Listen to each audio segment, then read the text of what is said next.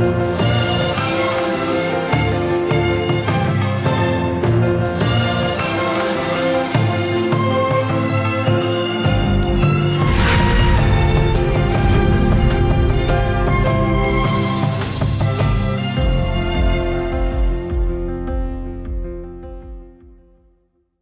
আসুন আমরা উপদেশের এই শিরোনামের দ্বারা ঈশ্বরের বাক্য অধ্যয়ন করি। ঈশ্বরের মণ্ডলী প্রেরিতদের ভিত্তির উপর স্থাপিত হয়েছে। আমাদের ঈশ্বরের মণ্ডলী যিশুর দ্বারা স্থাপিত হয়েছিল এবং প্রেরিতদের দ্বারা গড়ে উঠেছিল।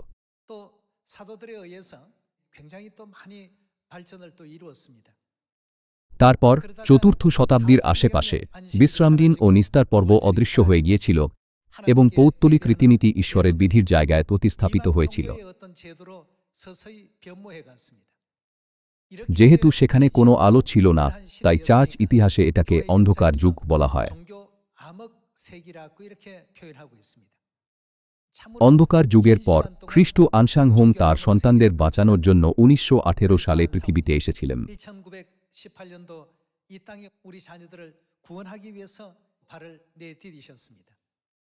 1948 সালে 30 বছর বয়সে তিনি এই ভবিষ্যদ্বাণী অনুসারে পবিত্র আত্মার যুগে সুসমাচার কাজ শুরু করেছিলেন। যখন ডুমুর গাছের শাখা কোমল হয়ে এর পাতা বের হবে, তখন তোমরা জানবে যে মনুষ্যপুত্র দ্বারে উপস্থিত। 1985 সালে দাউদের ভবিষ্যদ্বাণীর 37তম বছরে তিনি দাউদের সিংহাসন সম্পূর্ণ করেছিলেন এবং স্বর্গারোহণ করেছিলেন।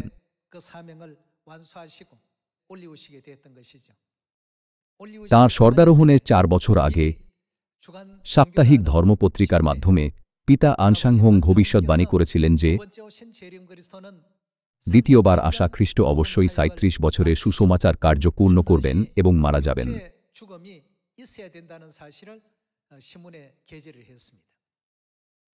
তারপর 4 বছর পরে ভবিষ্যদ্বাণী অনুসারে তিনি মারা গিয়েছিলেন। বাইবেলের ভবিষ্যদ্বাণী অনুসারে যখন আদম গভীর ঘুমে আচ্ছন্ন হয়েছিল, তখন কে সৃষ্টি হয়েছিল? হবা সৃষ্টি হয়েছিল। যেভাবে ভবিষ্যদ্বাণী করা হয়েছিল, পিতা তাঁর সন্তানদের স্বর্গীয় মাতার বিষয়ে শিক্ষা দিয়েছিলেন।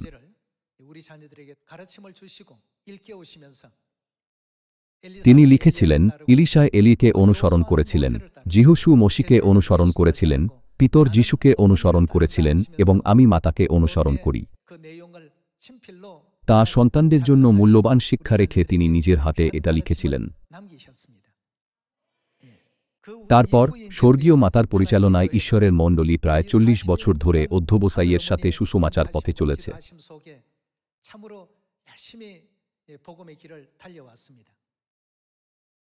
যদিও আমরা ঈশ্বরের সন্তান, ঈশ্বর বলেছেন সেখানে দুঃখের দিন আসবে। কখনো কখনো আমরা লোকেদের দ্বারা অপমানিত ও নিন্দার শিকার হই।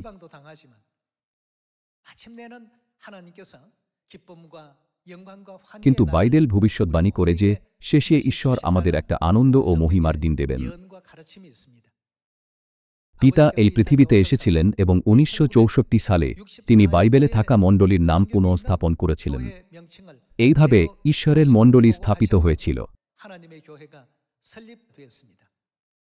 পিতা ও মাতার পরিচালনায় সমরিয়া ও পৃথিবীর প্রান্ত পর্যন্ত সুসমাচার প্রচারিত হচ্ছে, ঠিক যেমন বাইবেল ভবিষ্যদ্বাণী করেছে। ঈশ্বরের মণ্ডলী, যা মার্কের উপরের কক্ষের মতো একটা ছোট জায়গায় শুরু হয়েছিল, এখন তাদের আশীর্বাদে সারা জগতে সুসমাচার ছড়িয়ে দিচ্ছে।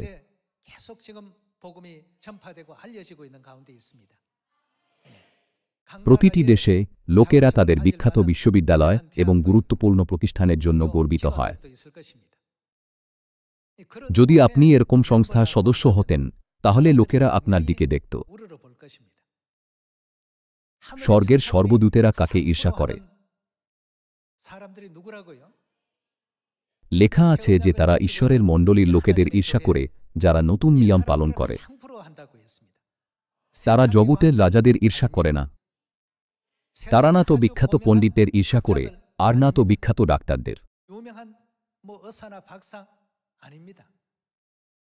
তারা সিয়নের সদস্যদের ঈর্ষা করে, যারা আজ এখানে আছে, তাই না? অতএব ঈশ্বরের মণ্ডলীতে যোগদান করার জন্য আপনাদের গর্ব করা উচিত। কেন? কে ঈশ্বরের মণ্ডলী স্থাপন করেছিলেন? 2000 বছর আগে পুত্রের যুগে যিশু এটা স্থাপন করেছিলেন। সমস্ত খ্রিস্টানরা কি প্রেরিত পিতর, প্রেরিত পৌল এবং প্রেরিত যোহনের প্রশংসা করে না? যিনি প্রকাশিত বাক্যের পুস্তক লিখেছিলেন, তারা কোন মণ্ডলীতে যেতেন? এটা হলো আমাদের মণ্ডলী। আমাদের মণ্ডলী বাইবেল এবং নবীদের দ্বারা সাক্ষ্য দেওয়া হয়েছে, যা নবীদের ভিত্তির উপর ঈশ্বরের দ্বারা স্থাপিত হয়েছে এবং ঈশ্বরের দ্বারা শিক্ষা দেওয়া হয়েছে। আমাদের গর্ব করা উচিত যে আমরা এই মণ্ডলীতে যোগদান করি। প্রচার করার সময় আপনি লোকেদের জিজ্ঞাসা করতে পারেন, আপনারা কি চার্চে যান? যদি তারা বলে হ্যাঁ, তাহলে জিজ্ঞাসা করুন, আপনার চার্চ কি ঈশ্বরের দ্বারা স্থাপিত হয়েছে? আমাদের চার্চ ঈশ্বরের দ্বারা স্থাপিত হয়েছে। আপনি কি আমাদের চার্চের বিষয়ে কৌতূহলী নন? আজ আসুন আমরা এই বিষয়ে একবার দেখি। বাইবেল বলে যে আমাদের সারা জীবনে অবশ্যই দুঃখের দিন থাকবে। জেরুসালেমের জন্য দুঃখের দিন শেষ না হওয়া পর্যন্ত তার সন্তানরা এই জগতে অভ্যর্থনা পাবে না। কিন্তু যেহেতু বাইবেলে এই দুঃখের দিনগুলির বিষয়ে ভবিষ্যৎবাণী করা আছে, আমাদের কি সেগুলি জয় করা উচিত নয়? যখন এটা শেষ হয়ে যাবে, ঈশ্বর বলবেন, তোমাদের দুঃখের দিন এখন শেষ হয়ে গেছে। শেষে তিনি আমাদের কি দিতে চান? তিনি আমাদের মহিমা ও আনন্দের দিন দেবেন।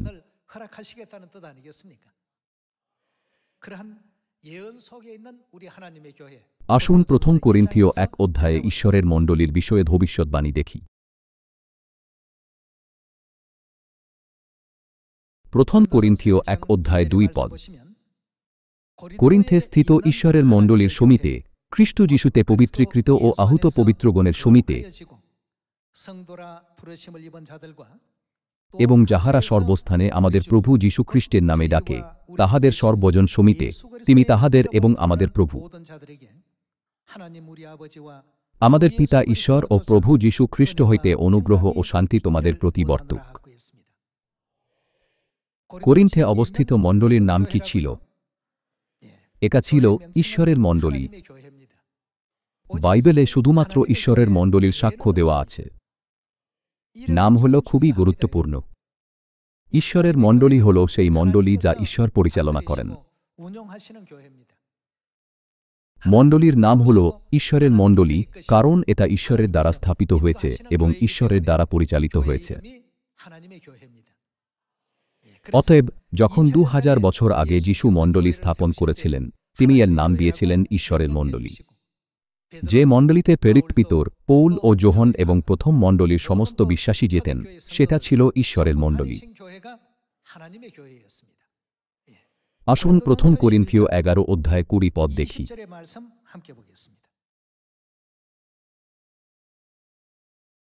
আসুন 20 পদ দেখি। যাহা হোক, তোমরা যখন এক স্থানে সমবেত হও, তখন প্রভুর ভোজ ভোজন করা হয় না। কেননা ভোজনকালে প্রত্যেকজন অপরের অগ্রে তাহার নিজের ভোজ গ্রহণ করে, তাহাতে একজন ক্ষুধিত থাকে, আর একজন বামত্ত হয়। এ কেমন? ভোজন পান করিবার জন্য কি তোমাদের বাড়ি নাই? অথবা তোমরা কি ঈশ্বরের মণ্ডলীকে অবজ্ঞা করিতেছ এবং যাহাদের কিছু নাই, তাহাদিগকে লজ্জা দিতেছ? আমি তোমাদিগকে কি বলিব? কি তোমাদের প্রশংসা করিব? এ বিষয়ে প্রশংসা করি না। এখানে কি নাম লেখা আছে? ঈশ্বরের মণ্ডলী। এমনকি প্রথম মণ্ডলীর সময়ও কিছু সদস্যরা ঈশ্বরের মণ্ডলীর বিধি পালন করত না, কিন্তু তাদের ইচ্ছা অনুসারে কাজ করত। প্রেরিত পৌল লিখেছিলেন, ঈশ্বরের মণ্ডলীর এরকম কাজ করা উচিত নয়। এটা দেখিয়ে যে ঈশ্বরের মণ্ডলীকে অবজ্ঞা করা অগ্রহণযোগ্য।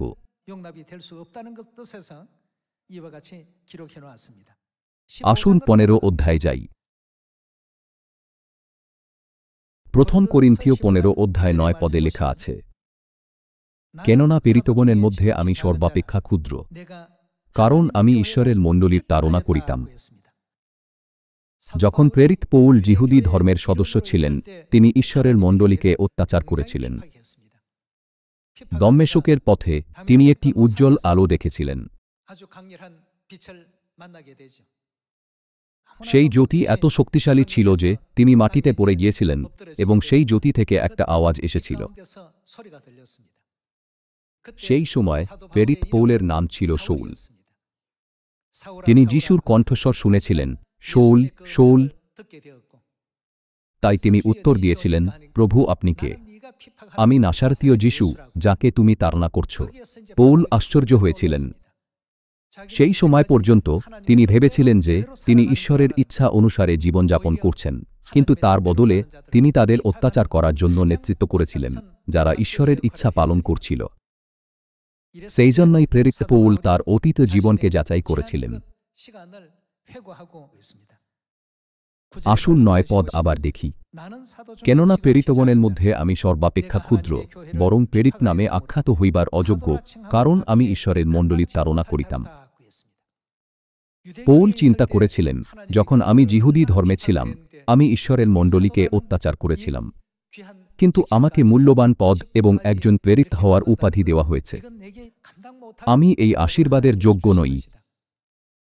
এখানে প্রেরিত পৌল ব্যাখ্যা করেছেন যে কিভাবে তিনি সত্যকে না বুঝেই ঈশ্বরের মণ্ডলীকে অত্যাচার করেছিলেন।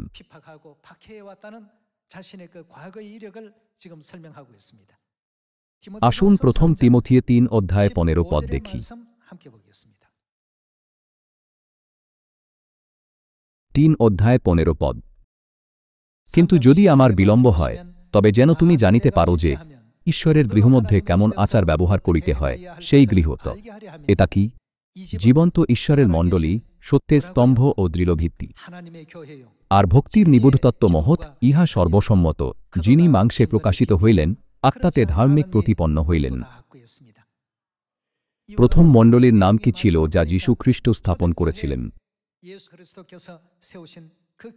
এটা ছিল ঈশ্বরের মণ্ডলী।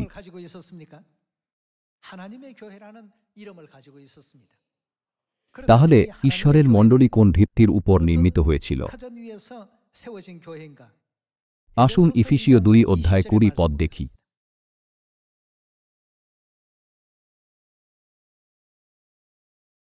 2 অধ্যায় 20 পদ।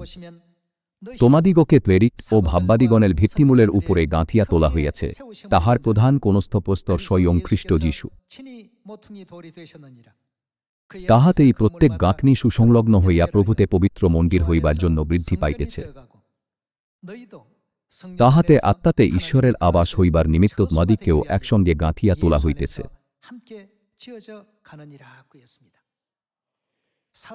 প্রেরিত ও নবীদের বিশ্বাস এবং তাদের শেখা সত্যের ভিতের উপর কোন মণ্ডলী নির্মিত হয়েছিল?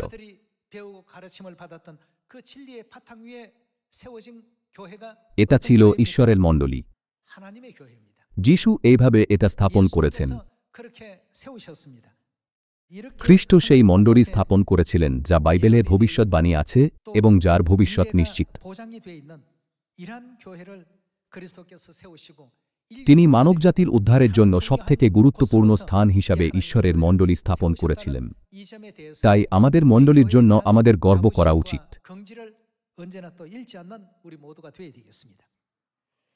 আসুন মথি পুস্তক 16 অধ্যায় 15 পদ দেখি।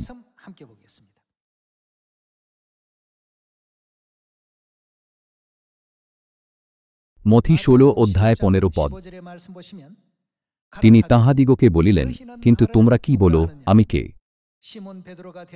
শিমোন পিতর উত্তর করিয়া কহিলেন, আপনি সেই খ্রিস্ট, জীবন্ত ঈশ্বরের পুত্র।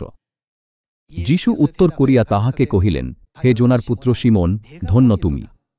কেননা রক্তমাংস তোমার নিকটে ইহা প্রকাশ করে নাই, কিন্তু আমার স্বর্গস্থ পিতা প্রকাশ করিয়াছেন।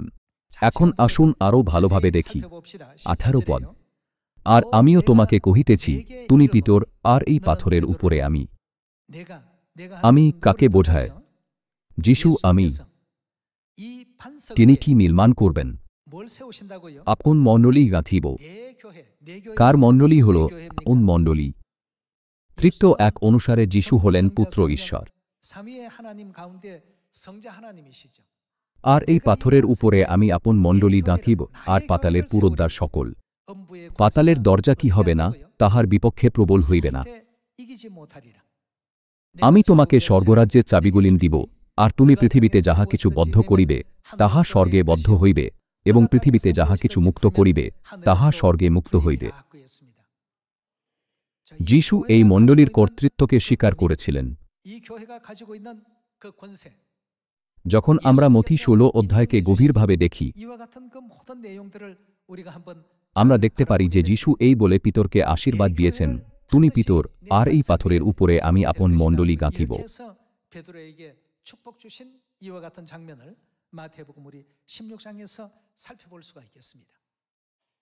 যদি আমরা সেই মণ্ডলী দেখি যেখানে পিতর, পৌল এবং যোহন যোগদান করতেন, যা নবীদের ভিত্তির উপর নির্মিত হয়েছিল, তাহলে আমরা জানতে পারব যে কে সেই মণ্ডলী স্থাপন করেছেন। আমরা পারি না কি? 2000 বছর আগে যীশু বলেছিলেন, আমি আমার মণ্ডলী স্থাপন করব, এবং শরীর ধারণ করে আসা ঈশ্বরকে চিনতে পারার জন্য পিতরকে স্বর্গরাজ্যের চাবি দিয়েছিলেন। কোন মণ্ডলী এরকম আশীর্বাদ পেয়েছে? আমাদের বাইবেলকে উপেক্ষা করা উচিত নয়, কিন্তু মনোযোগ দিয়ে পরীক্ষা করা উচিত। এটা কি চমৎকার হবে না যদি আমরা একই মণ্ডলীতে যেতে পারি? ভাই ও বোনেরা, এই মণ্ডলী যেখানে উদ্ধার নিশ্চিত এবং সত্যের প্রতিজ্ঞা করা হয়েছে, সেটা হলো আমাদের ঈশ্বরের মণ্ডলী। আমাদের অবশ্যই এই বিষয়ে সচেতন থাকা উচিত। আসুন লূক 22 অধ্যায় 7 পদ দেখি।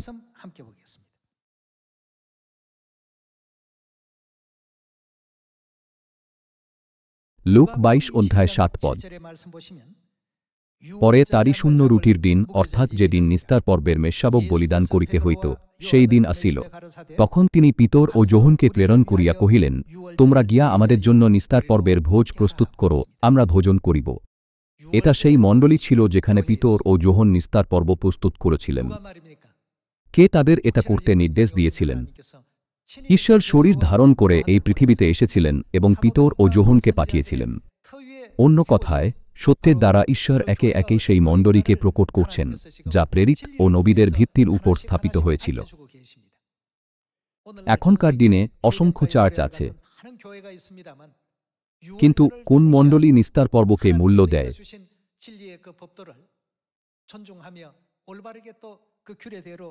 সত্যের ব্যবস্থাকে সম্মান করে এবং বিধি অনুসারে ঈশ্বরের আজ্ঞা পালন করে। এটা হলো শুধুমাত্র ঈশ্বরের মণ্ডলী। আসুন পড়তে থাকি। 14 পদ। পরের সময় উপস্থিত হইতে তিনি ও তাহার সঙ্গে প্রেরিতগণ ভোজনে বসিলেন। তখন তিনি তাহাদিগকে কহিলেন, আমার দুঃখভোগের পূর্বে তোমাদের সহিত আমি এই নিস্তার পর্বের ভোজন করিতে একান্তই বাঞ্ছা করিয়াছি। নিস্তার পর্ব ভোজন করার মানে কি নিস্তার পর্ব পালন করা নয়? কারণ নিস্তার পর্বের বিধির মধ্যে আমাদের মনুষ্যপুত্রের মাংস ভোজন ও তার রক্ত পান করা উচিত। যীশু একান্তভাবে নিস্তার পর্ব ভোজন করার ইচ্ছা করেছিলেন। সেই মণ্ডলী যা প্রেরিত ও নবীদের ভিত্তির উপর নির্মিত হয়েছিল, সেটার অবশ্যই নিস্তার পর্ব পালন করার ইচ্ছা থাকা উচিত। কিন্তু অন্য চার্চগুলি কি নিস্তার পর্ব পালন করে? অন্য কোনো চার্চ নেই যারা নিস্তার পর্ব পালন করে। অন্য কথায়, অন্য চার্চগুলি সেই মণ্ডলী নয় যা যীশু স্থাপন করেছিলেন, যা প্রেরিত ও নবীদের ভিত্তির উপর নির্মিত হয়েছিল।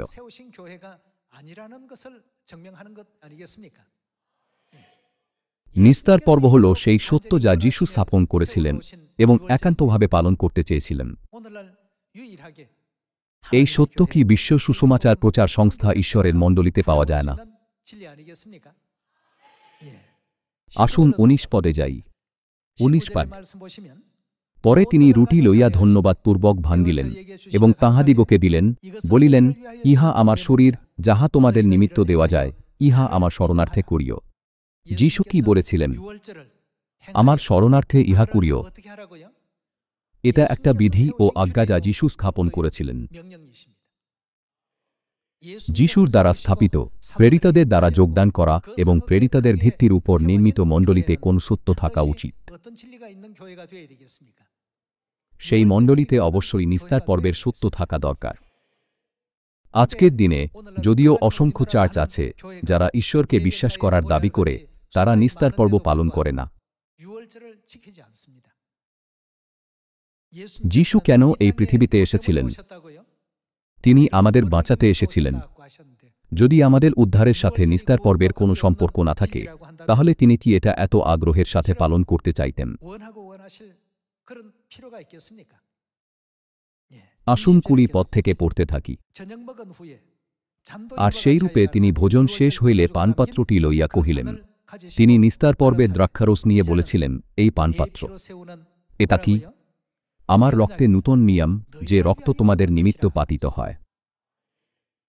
সেই মণ্ডলীর নাম কি যা এই সত্যের উপর স্থাপিত হয়েছিল? এটা হলো ঈশ্বরের মণ্ডলী। আমি বিশ্বাস করি যে আমাদের সাহসের সাথে ঘোষণা করা উচিত, এটা হলো সেই মণ্ডলী যেখানে আমরা যাই এবং মানবজাতিকে উদ্ধারে পরিচালিত করার জন্য এই সত্য সারা জগতের লোকেদের কাছে ছড়িয়ে দেওয়া উচিত। নিস্তার পর্বের দিনে যিশু বলেছিলেন, এই পানপাত্র আমার রক্তে নতুন নিয়ম, যা অনেকের জন্য পাপের ক্ষমার নিমিত্ত পাতিত হয়। আপনাদের কি মথি 26 অধ্যায়ে লেখা এই সত্য মনে নেই? আসুন আমরা এই বিধির অর্থ এবং তাৎপর্য খুঁজে দেখি। আসুন আমরা ইফিসীয় 2 অধ্যায়ে যাই। ইফিসীয় 2 অধ্যায় 11 পদ। অতএব স্মরণ করো, পূর্বে মাংসের সম্বন্ধে পরজাতীয় তোমরা তচ্ছেদ, মাংসে হস্তকৃত তচ্ছেদ নামে যাহারা আখ্যাত, তাহাদের নিকটে অত্যচ্ছেদ নামে আখ্যাত তোমরা।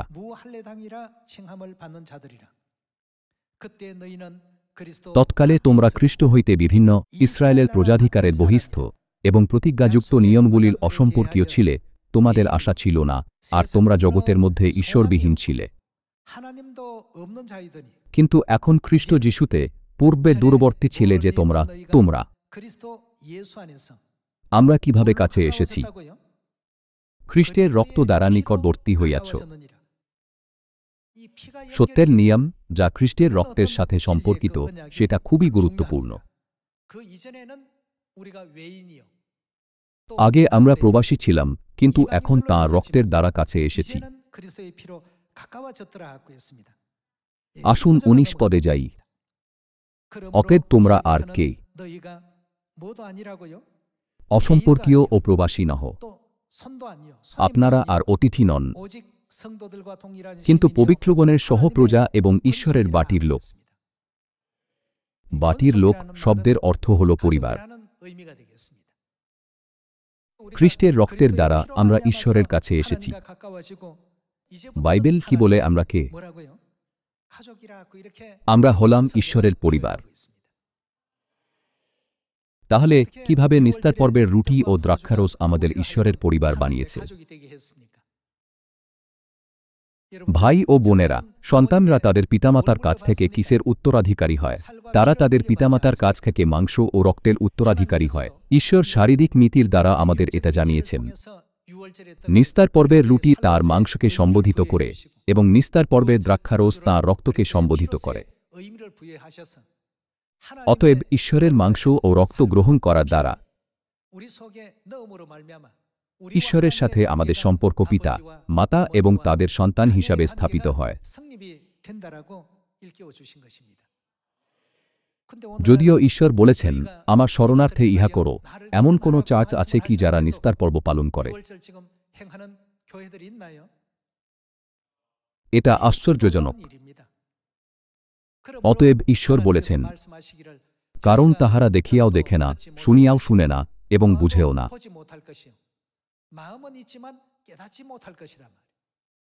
কিন্তু ধন্য তোমাদের চক্ষু, কেননা তাহা দেখে, এবং তোমাদের কর্ণ, কেননা তাহা শুনে। বাইবেল অনুসারে আমরা সত্যি আশীর্বাদপ্রাপ্ত। যেহেতু আমরা স্বর্গ থেকে এরকম আশীর্বাদ পাচ্ছি, আমরা যে কারোর কাছে আত্মবিশ্বাসের সাথে বলতে পারি, আপনি কোন মন্দিরে যান? আমি সেই মন্দিরে যাই যা যিশু স্থাপন করেছিলেন। এইভাবে আমাদের মণ্ডলী এবং সত্যের উপর আস্থা রাখা উচিত। এটাই কি বিশ্বাস নয়? যদি আমরা বাইবেলের ভবিষ্যদ্বাণীগুলিতে বিশ্বাস করতে ব্যর্থ হই এবং আমরা সেই বীজের মতো হয়ে যাই যা পথে বা পাথুরে ভূমিতে পড়ে যায়,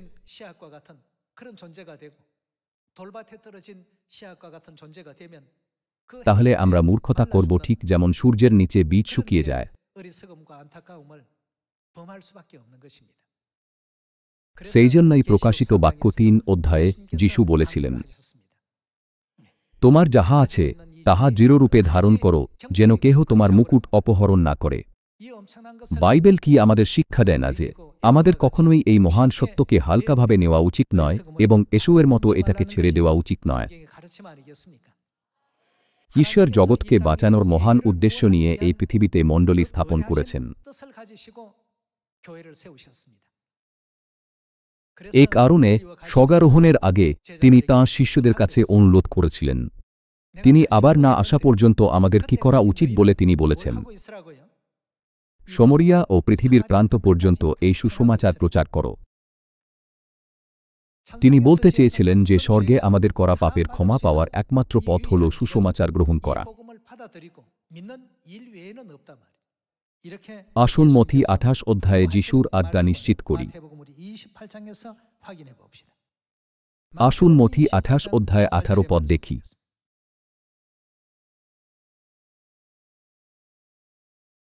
তখন যিশু নিকটে আসিয়া তাহাদের সহিত কথা কহিলেন, বলিলেন, স্বর্গে ও পৃথিবীতে সমস্ত কর্তৃত্ব আমাকে দত্ত হইয়াছে। অতএব তোমরা গিয়া সমুদা জাতিকে শিষ্য করো, পিতার ও পুত্রের ও পবিত্র আত্মার নামে তাহাদিগকে বাপ্তাইজ করো। আমি তোমাদিগকে যাহা যাহা আজ্ঞা করিয়াছি সে সমস্ত পালন করিতে তাহাদিগকে শিক্ষা দেও। আর দেখো, আমি যুগান্ত পর্যন্ত প্রতিদিন তোমাদের সঙ্গে সঙ্গে আছি। ঈশ্বরের মণ্ডলী যা প্রেরিতদের ভিত্তির উপর তৈরি হয়েছিল এবং ঈশ্বরের দ্বারা স্থাপিত হয়েছিল, সেটার ভূমিকা হল উদ্ধার কি, স্বর্গ কি এবং নরকের অস্তিত্ব আছে কিনা সেটা মানবজাতিকে শিক্ষা দেওয়া, যারা এটা না জেনে জীবনযাপন করে, এবং তাদের এই পৃথিবীতে ধার্মিকভাবে, আন্তরিকভাবে এবং সদ্গুণভাবে জীবনযাপন করতে পরিচালনা করা। যিশু তাঁর মণ্ডলীকে মনুষ্যজাতিকে শিক্ষা দেওয়ার আজ্ঞা দিয়েছিলেন যে তাদের স্বর্গে করা পাপের অনুতাপ করার জন্য এবং তাদের পাপের ক্ষমা পাওয়ার জন্য পৃথিবীর জীবন দেওয়া হয়েছে, যাতে তারা প্রতিদিন ঈশ্বরকে ধন্যবাদ দিতে, তাকে মহিমান্বিত করতে এবং তাঁর প্রশংসা করতে পারে।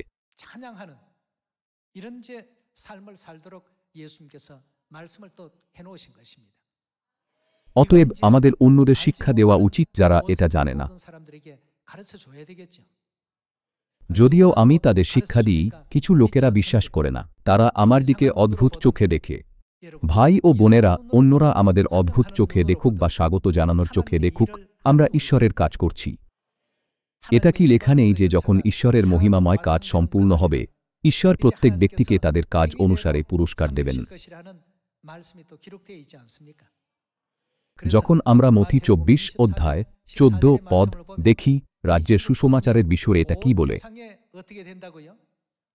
এটা সারা জগতে প্রচারিত হবে।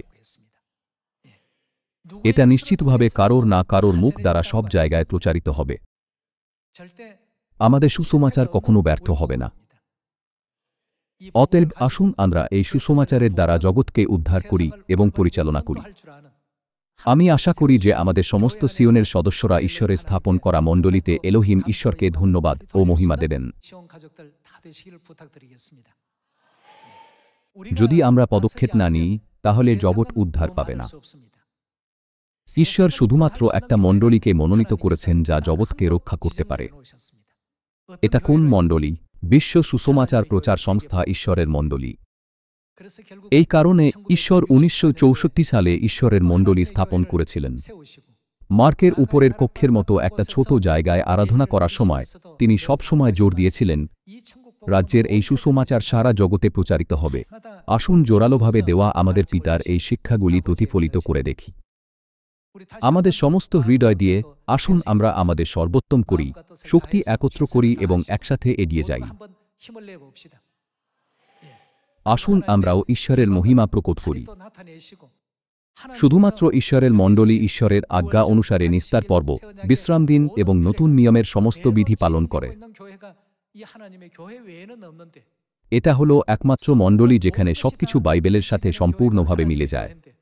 তাহলে কেন লোকেরা এর নিন্দা করে? যিশুর প্রথম আগমনের সময়ও ঈশ্বরের মণ্ডলীর নিন্দা করা হয়েছিল। এটা এমন নয় যে সদস্যরা খারাপ কাজ করেছিল। যখন অন্যরা মেষশাবক উৎসর্গ করে নিস্তার পর্ব পালন করেছিল, যিশু নিস্তার পর্বের রুটি ও দ্রাক্ষারসের দ্বারা নতুন নিয়ম ঘোষণা করেছিলেন। বিশ্রাম দিনে যখন অন্যরা কিছুই করত না, যিশুর শিষ্যরা কিছু শস্য নিয়েছিলেন এবং খেয়েছিলেন, এবং যিশু বিশ্রাম দিনে অসুস্থদের সুস্থ করেছিলেন। সেই জন্যই যিশু বলেছিলেন, তোমাদের মধ্যে এমন ব্যক্তিকে যে একটি মেষ রাখে, আর সেটি যদি বিশ্রামবারে গর্তে পড়িয়া যায়, সে কি তাহা ধরিয়া তুলিবে না? অতএব বিশ্রামবারে সৎকর্ম করা বিধে। তিনি আমাদের শুধুমাত্র সবথেকে চমৎকার শিক্ষা দিয়েছিলেন। যদিও তাদের মুখ ছিল, তাদের বলার কিছুই ছিল না। এইভাবে তিনি প্রথম মণ্ডলীকে নেতৃত্ব করেছিলেন। চতুর্থ শতাব্দীতে ভবিষ্যদ্বাণী অনুসারে শয়তান নিরূপিত সময় এবং ব্যবস্থা পরিবর্তন করেছিল। অতএব দ্বিতীয়বার মানবজাতিকে বাঁচানোর জন্য পিতা ও মাতা পৃথিবীর পূর্ব প্রান্ত করিয়া এসেছেন, সত্য পুনঃস্থাপন করেছিলেন এবং নতুন নিয়ম অনুসারে মণ্ডলীকে পরিচালনা করেছিলেন। তিনি যে নিস্তার পর্বের শিক্ষা দিয়েছিলেন, সেটা পুরাতন নিয়মের ব্যবস্থা নয়। যিশু কি পুরাতন নিয়মের একজন ব্যক্তি? নতুন নিয়মে যিশু নিস্তার পর্বের বিষয়ে কি বলেছিলেন? তিনি একান্তভাবে এটা পালন করতে চেয়েছিলেন। যিশু তাদের বিষয়ে কি বলেছিলেন যারা তাকে প্রভু প্রভু বলেছিল কিন্তু তার উদাহরণ পালন করেনি? এই লোকেরা ওষ্ঠা ধরে আমার সমাদর করে, কিন্তু তাদের আসল উদ্দেশ্য কি? ইহাদের অন্তঃকরণ আমা হইতে দূরে থাকে। সেই জন্যই তিনি বলেছিলেন, হে অধর্মাচারীরা, আমার নিকট হইতে দূর হও। কিন্তু পিতা ও মাতা সিয়নের সন্তানদের কি বলবেন? আমার প্রিয় সন্তানরা, আমি দেখেছি যে জগতের উপহাস ও অত্যাচার সত্ত্বেও তোমরা আমার আজ্ঞা পালন করার জন্য সমস্ত প্রচেষ্টা করেছ। অতএব তোমাদের কার্য অনুসারে আমি তোমাদের আশীর্বাদ দেব। যখন আপনারা এই বিষয়ে চিন্তা করেন, তখন কি আপনাদের হৃদয় কেঁপে ওঠে না?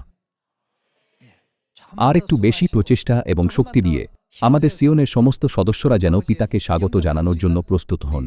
আমি আপনাদের আন্তরিকভাবে অনুরোধ করি যে এই সুসমাচার সমরিয়া ও পৃথিবীর প্রান্ত পর্যন্ত ছড়িয়ে দেওয়ার জন্য নিজেদের নিয়োজিত করুন। এর দ্বারা আমি আজকের উপদেশ সমাপ্ত করি। আপনাদের অনেক ধন্যবাদ।